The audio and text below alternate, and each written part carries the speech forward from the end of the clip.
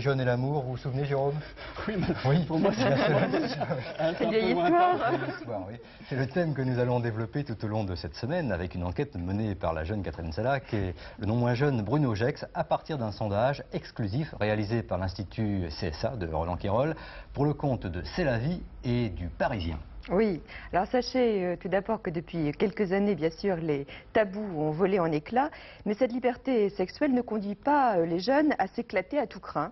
Non, ils ont le sens de la mesure, ils sont attirés par un amour durable et c'est ce que révèle donc ce sondage parisien, C'est la vie. C'est pourquoi Michel Chabot, qui est le rédacteur en chef du journal, est avec nous pour nous apporter un petit peu ses commentaires et ses observations. Un sondage qui a été commandé à l'Institut de sondage CSA auprès de 668 jeunes de 13 à 19 ans qui ont été interrogés pour savoir donc comment ils vivaient l'amour dans le présent et surtout comment ils le voyaient dans le futur.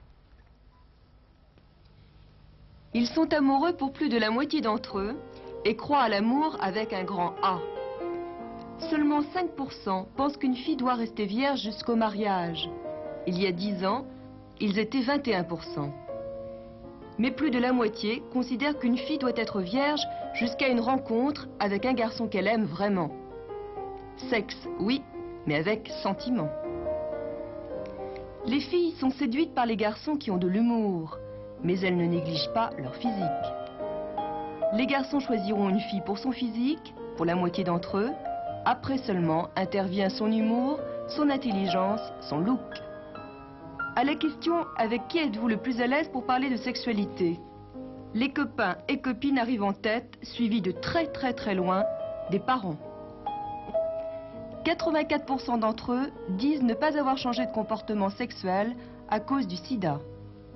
Ils accordent beaucoup d'importance à la fidélité et veulent pouvoir avoir confiance en l'autre.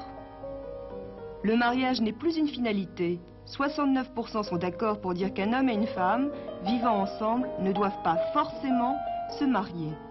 En 1976, ils étaient 46%. Si le mariage a du plomb dans l'aile, les enfants demeurent une valeur sûre. Ils sont 87% à en souhaiter.